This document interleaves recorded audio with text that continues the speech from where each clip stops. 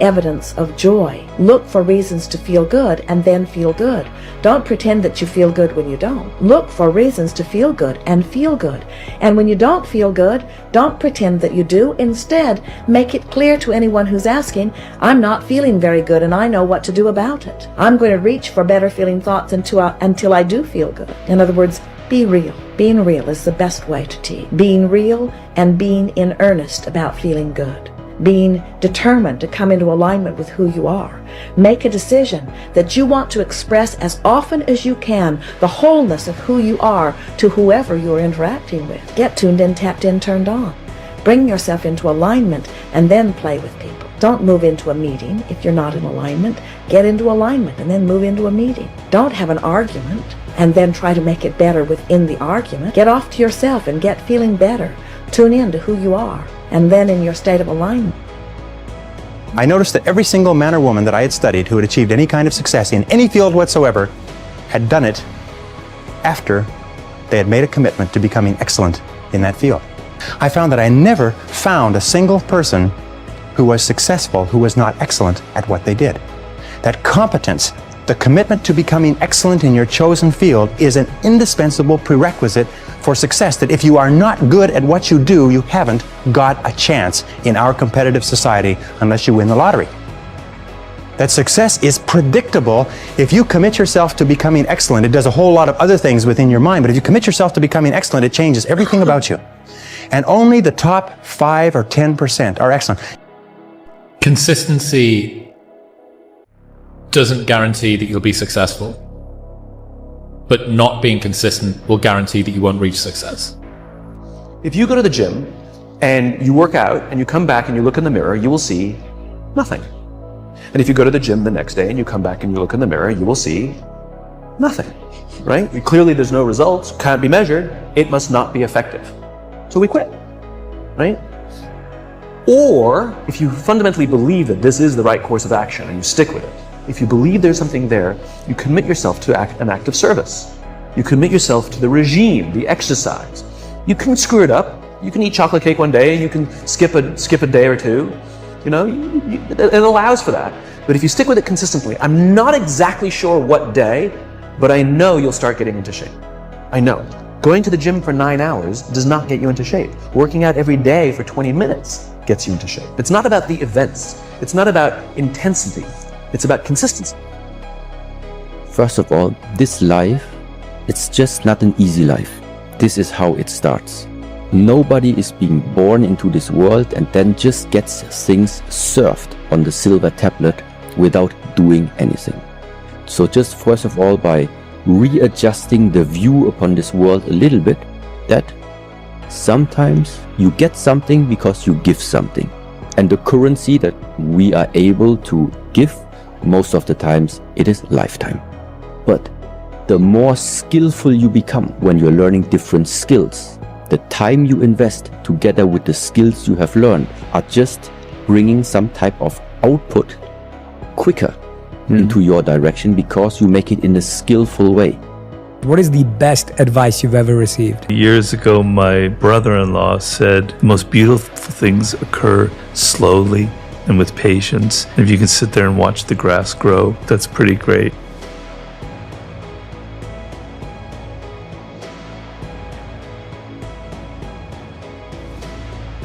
Here's the big challenge of life. You can have more than you've got because you can become more than you are. That's the challenge. And of course, the other side of the coin reads, unless you change how you are, you'll always have what you got. Success is something you attract, not something you pursue. Success is looking for a good place to stay. So instead of going after it, you work on yourself. Personal development. See, the major question to ask on the job is not what are you getting? The major question to ask on the job is what are you becoming? See, the big question is not what am I getting paid here? The big question is what am I becoming here? Because true happiness is not contained in what you get. Happiness is contained in what you become. It's a very common idea. And I figured out why that is, I think. So imagine that we already know from a clinical perspective that you know, if you set out a path towards a goal, which you want to do because you need a goal and you need a path, because that provides you with positive emotion, right? So you set up something as valuable, so that implies a hierarchy. You set up something as valuable. You decide that you're going to do that instead of other things, so that's kind of a sacrifice, because you're sacrificing everything else to pursue that. And then you experience a fair bit of positive emotion and meaning as you watch yourself move towards the goal. And so the implication of that is the better the goal, the more full and rich your experience is going to be when you pursue it. So that's one of the reasons that's one of the reasons for developing a vision and for fleshing yourself out philosophically, because you want to aim at the highest goal that you can manage. Okay, so you do that, and then what you'll find is that as you move towards the goal, there are certain things that you have to accomplish that frighten you, because it's going to stretch you if you pursue a goal, and so that'll put you up against challenges. Okay, so all the clinical data indicates, well, the opposite of safe spaces, as Jonathan Haidt has been pointing out, that what you want to do when you identify something that someone is avoiding, that they need to do because they're afraid, you have them voluntarily confront it. I want to have this much experience and be able to do this by 30 days from now, 60 days from now, 6 months from now. And finally, that 6 months passes, and there you are. Finally, the time passes, and you have it. Finally, the time passes, and the skill is now beginning to be polished, and it is so unique and effective. Achieving is an incredible source of inspiration. But the power of doing a better habit each day, or casting a little vote for that type of person, is that now you have evidence to root your belief in. Occasionally, and this is true for everybody, if you live long enough, life will come for you at some point, right? Like something's going to happen. So occasionally life will stress you. But when life doesn't challenge you, I think it's important to challenge yourself. You can decide to design something to make your good behaviors easier and your bad behaviors harder. So when it comes to habits, if you want to practice your guitar more frequently, put it right in the middle of your living room so you run across it all the time. If you want to read more, when you make your bed in the morning, take the book you want to read, put it on top of the pillow. When you come back that night, pick it up, read a few pages, go to sleep. That small improvements, tiny habits, little choices are not just a cherry on top of our performance, not just like a nice thing to have, but actually can be the key that unlocks significant success. What's interesting here is that everybody wants a transformation, right? Everybody wants a radical improvement, want rapid success, but we fail to realize that small habits and little choices are transforming us every day already. That these times when you make a choice that's slightly better, slightly worse, a little mistake or a small error, 1% better or 1% worse, that these things compound over time. And habits are the compound interest of self-improvement. And so if you can learn to master those, then you can make time work for you rather than get against you, right? Good habits make time your ally. Bad habits make time your enemy. How much time do you waste? So then I get the class to vote. How many of you waste 10 hours a day? It's like 10% of the kids will put up their hands. And it's interesting because I don't define what constitutes waste. I just ask the question. So they're diagnosing themselves, right? I'm not saying you're wasting 10 hours a day. I'm just asking. It's like, given your own attitude, how much time are you wasting? So many people are waiting. You're waiting for things to be perfect. You're waiting for everyone to get themselves together. You're waiting for someone to invite you into the room. You're waiting for someone to give you a seat at the table. You're waiting for someone to validate your gift. You're waiting for someone to call your name. You're waiting for someone to give you the opportunity. You're waiting for everything to line up. You're waiting for all the situations to come together perfectly. And I'm telling you, you cannot wait. You got to start working right now. Don't wait another minute. Don't wait another moment. Now is your time.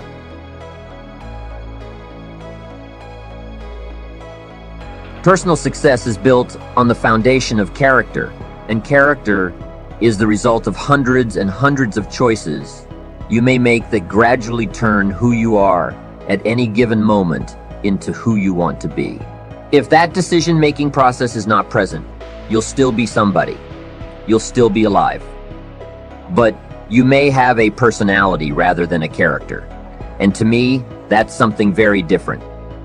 Character isn't something you were born with and can't change, like your fingerprints. It's something you weren't born with, and that you must take responsibility for forming. There used to be a joke about football teams that lost every game.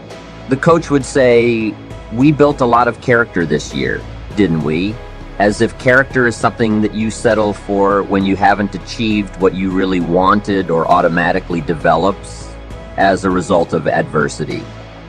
I don't buy that. I don't think adversity by itself builds character, and I certainly don't think that success erodes it.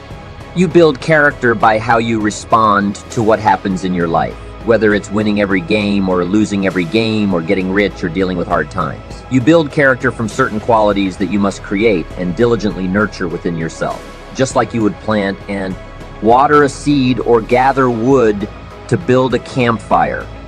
You've got to look for those things in your heart and in your gut. You've got to chisel away in order to find them, just like chiseling away rock to create the sculpture that has previously existed only in the imagination. But the really amazing thing about character is that if you're sincerely committed to making yourself into the person you want to be, you'll not only create those qualities, you'll strengthen them and recreate them in abundance, even as you're drawing on them every day of your life. That's why building your character is vital, becoming all that you can be. When you are a person of character, you know who you are and where you want to go. You've already spent a great deal of time thinking about it. You've been working on the parts of your personality that will make you better. Your attitude, your health, your time management skills. You've been putting it all down on paper, and you've developed positive self-direction. As you talk with yourself every day, how often do you ask, is what I am doing today getting me closer to where I want to be tomorrow? Because here's what you don't want to ever do. Kid yourself. Kid your neighbor, and kid me in Kid Marketplace if you want to, but don't kid yourself. You can't wait around with your fingers crossed, hoping you'll arrive at a good destination when you're not even headed in the right direction. You say, well, maybe the wind will take me. There's a chance, of course, but it's about as likely as winning the lottery. You've got to take charge.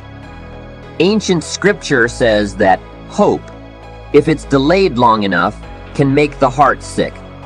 You've got to ask yourself often, am I performing the disciplines that are taking me in the direction that I want to go? I don't want to delude myself and think I'm on the way to financial success when there's not a prayer. I don't want to delude myself into thinking there's someone else who will take care of it. Nobody else is going to take care of it. Nobody else is going to take care of me. What if all of your negative thinking relatives turned positive? What would that do for your fortune and your future? Not much. If prices came down a little, what would that do for your sophistication and your culture? Not much. If the economy gets a little better, what would that do for you? Not much. If you don't make plans of your own, you'll fit into someone else's plans. And what do you think they have planned for you? Not much. Most people wake up every morning counting on this not much list. And that's all they have. Not much. Not much hope. Not much promise. Not much progress. They're driving what they don't want to drive, living what they don't want to live, doing what they don't want to do. Forget the thief waiting in the alley to snatch your purse. What about the thief in your mind? He is tempting you to become lazy, not stimulated by thoughts and questions. Don't become a victim of yourself. Ask yourself these questions. Is this the direction that I want for my life? Is it someone else's direction? Is it a goal that has been ingrained in me since my childhood? Is it my parents, my spouses, my boss, or my children's? Is it mine? Ask yourself these questions. Get into the debate of your inner mind. What am I doing that works? What am I doing that doesn't work? Debate it all. Work with your mind to figure out the best possible direction for you. This is your self-direction. There are two parts to positive self-direction. Part one is self-knowledge. Self-knowledge is knowing who you are and what you want to do with your life. It is knowing how you feel about yourself. Self-knowledge has a lot to do with your philosophy, and your philosophy has a lot to do with shaping your attitude. It helps determine how you feel about yourself, about life, about your direction. and about others around you. You've got to gather up enough knowledge and information to know what's right for you. How do you gather up this information? Well, you can start with your own experiences. The best way to know if something works for you, to find the right way, is to do it the wrong way. You can't keep doing it the wrong way. You've got to be smart enough to say, hey, this isn't working, and change it. Start doing it the right way. Then search for the knowledge and apply what's right for you to your life. Develop your own attitudes and philosophies around your own experiences and the experiences of others. Take all of the information you have gathered and compile it. Consider it, debate it, tear it apart, turn it upside down.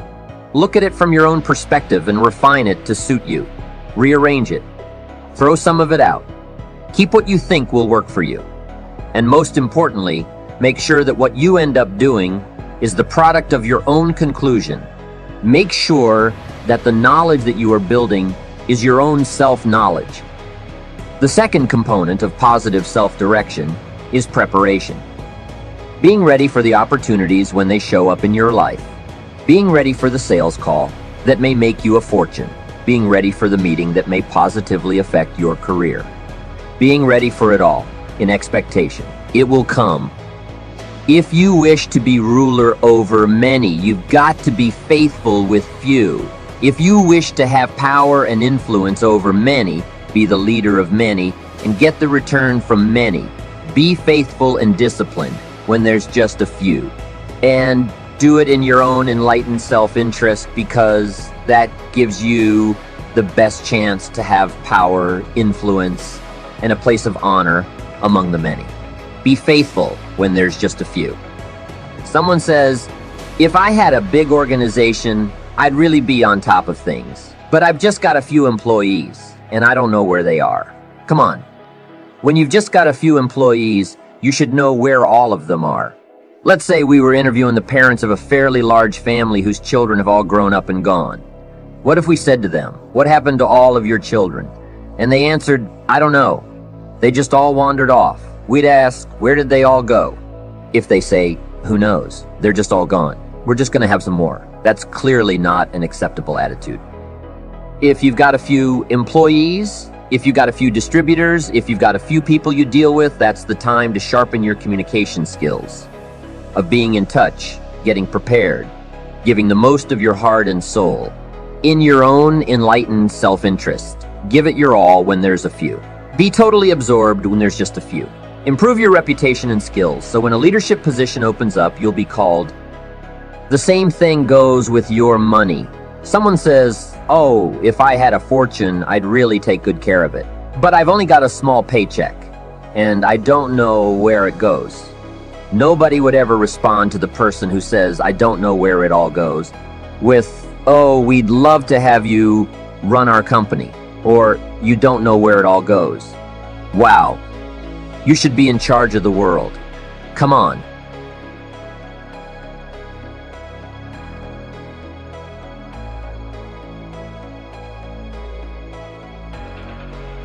If you believe that there's very little potential, how much action are you going to take? Nothing. Nothing, little. And when you take little potential with a little action, what kind of results do you get? Lousy little results. And when you get little results, what does that do to your belief? You go, see, I told you this was a waste of time, told you this wouldn't work. And then what happens? You tap even less potential, you take even less action, you get even worse results, and your belief gets even weaker. And this sucker feeds on itself until you are in a downward spiral. It's poisonous. It's poisonous and it's self-fulfilling. Now, what if something could happen that could come along and fill you with a sense of absolute certainty? Not like I believe, but mean where you know. In you guys' case, mine as well, we knew because we had to. Because we burned the boats. There was no other option. We had to find a way. We weren't going to live that way. We all did it in different ways and for different reasons, but in essence, that was it. If you get yourself in a state of certainty that this is going to work, I'm going to find a way, and if this doesn't work, I will make the way, then you tap a lot more potential. And when you're certain in your potential, you take massive action. When you take massive action, you really believe in something, you get great results. When you get great results, your brain goes, see, I told you I was a stud. I told you this thing would work out. Now you're even stronger. You tap more potential, take greater action, greater results. And we get momentum. That's why the rich get richer and the poor get poorer. Only Execution matters. Burn that into your nervous system. Get a tattoo. Do whatever you need to do to remind yourself only execution matters. Thinking about it, feeling good about it, those are awesome. But if you have a vision of something you're trying to do, become, whatever, and you don't execute against it, and I don't need you to want to build a big business. If you tell me you want to be the greatest parent of all time, then I'm going to ask you, what are you doing to execute on that goal? What are you doing? How do you define it? What are your deliverables? What are the metrics by which you're judging yourself? And by the way, if you don't want a grand goal, you don't need one. But then say, what I'm trying to do is get centered. I'm trying to experience happiness. Even that, you can begin to look at ways that you can improve that. The starting point of setting goals is for you to throw off all mental limitations and let your mind roam freely across the entire universe of possibilities. Your primary job at the beginning is to allow yourself to dream big dreams and determine exactly what it is you want out of life in every area and in every dimension. Decide what's right before you decide what's possible. Imagine that you can be or have or do virtually anything that you really want to, as long as you know exactly what it is. First, make up a dream list. Temporarily imagine that you have no limitations of time, money, knowledge, contacts, experience, or education. Imagine that anything that you can write down is possible for you. Remember, anything that you can clearly define and crystallize on paper is probably possible if you want it long enough and hard enough and are willing to make whatever efforts and sacrifices are necessary. There are no unrealistic goals, only unrealistic timelines. Most difficult things to do in the world is to admit that you were wrong. Admitting that you were wrong is nothing more than saying, I have been making choices with my mind that have created things in my life that are not working. And I no longer intend to continue making those choices. I was wrong. You don't have to make a declaration of it. You don't have to go out and feel guilty about it. You just simply say, it didn't work. The relationship that I was in before, I behaved in these ways. I didn't realize that it wasn't working for me. Now I do, and this is where I choose to be now. A better story is a story about how stories transform. And so those are actually perceptual frames of reference that transform. And then I understood that if you don't have respect for the transformation process above all else, then you can't transform your perceptual frames when necessary, and then you can't adapt to error, and that destroys you. We always have to update our versions about reality because it's the only way that we adapt. Don't believe everything you've read or heard. It just may not be the truth. There's always a greater truth that you and I can begin to investigate. Surely someone in eternity has had similar problems as you and I, and they've gotten beyond it. Yes or no? Yes. So study that person. You want to be wealthy? Study wealthy people. Don't just have some panacea that you're just going to get wealthy. Read about wealthy people and find out that they lost everything and failed miserably 20, 50 times. But what they had as a characteristic, a quality in their personality is they were persistent and they kept changing and they kept forgiving and letting go of the past and kept going. And sooner or later they ran into it, and when they had all the money they wanted, it was never about the money. It was just about that they could prove to themselves that they can do it. It's a precious life. If something is precious, where do you want to invest this life? Into what do you want to invest this precious life? If this is a worthless life, throw it somewhere. If this is a precious life, what do you want to invest this life into? If you look at it this way, you will find something truly worthwhile to do. And the hardest part about change is making a new choice. The moment you make a new choice, get ready. You're leaving the known. It's going to be uncomfortable. It's going to be unfamiliar. There's going to be some uncertainty. You can't predict. You're not in the known any longer. But if you want to begin to move into your own personal greatness, if you want to begin to really enjoy a happy, successful, healthy life, you've got to be willing to go against the tide. You've got to be willing to harness your will and say, in spite of this, I'm in control here. I'm not going to let this get me down. I'm not going to let this destroy me. I'm coming back, and I'll be stronger and better because of it. You have got to make a declaration that this is what you stand for. You're standing up for your dreams. You're standing up for peace of mind. You're standing up for health. You want it, and you're going to go all out to have it. It's not going to be easy. When you want to change, it's not easy. If it were in fact easy, everybody would do it. But if you're serious, you'll go all out. So yes, I'm going to turn this situation around. I'm not going to sit back and moan and cry over what happened and what went wrong and who did what. I'm going to do something about this situation. One of the most valuable exercises you can engage in to accomplish any goal you can set for yourself is to ask yourself, what is my limiting step? What is the one factor that determines the speed at which I achieve my goal, or whether I achieve it at all? Your ability to identify your limiting step is one of the best demonstrations of your intelligence. Your capacity to eliminate this limiting step is one of the best demonstrations of your overall competence in achieving anything you want. Self-confidence is critical in studying everything that has been written or said about personal success. The conclusion I came to was that your level of self-confidence is probably the critical factor in everything you accomplish. When you have enough self-confidence, you will try almost anything, because success is largely a matter of averages or probabilities. The more things you try, the more likely it is that you will achieve greatly. The same is true for you. When you set more goals, try more things, engage in more activities, and explore more opportunities, your probabilities of success increase dramatically. The only real limiting step that you might have is your level of self-confidence. When you reach the point at which you believe in yourself absolutely, the barriers that exist in your external world will not stop you. The major obstacles to success always lie within the mind of the individual. They are not contained in external circumstances, situations, or people. As soon as you win the inner battle, the outer battle seems to take care of itself. How do you infuse your whole life with the kind of self-confidence that makes everything possible for you? The answer is contained in what I call the 4 Ds, which determine success in anything you really want to accomplish. The first D is desire. You must really want to become a totally self-confident human being. You must build up your desire by thinking about it and talking about it and working on it all the time.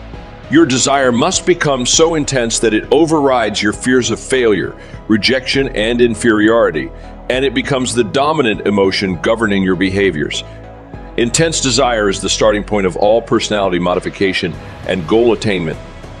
The second D is decision. You must make a do or die decision that you will go to work on yourself and keep at it until you achieve the kind of self-confidence that enables you to do. B, and say whatever you want. You must burn your mental bridges. Many people want things, but they never make the clear, unequivocal decision that they are going to do what it takes to get them. The third D is determination. Once you have started to make significant changes in the way you act, your internal gyroscope will try to take over and bring you back into your comfort zone, into your old ways of acting. Sometimes progress will be slow, and often you will see no progress at all. Nonetheless, you must persist in the positive and constructive behaviors that you know will lead to making you into the kind of person you wish to become. Your determination must be as unshakable as the self-confidence you desire. The fourth D is discipline. Underlying and surrounding all great achievement in life is the quality of self-discipline.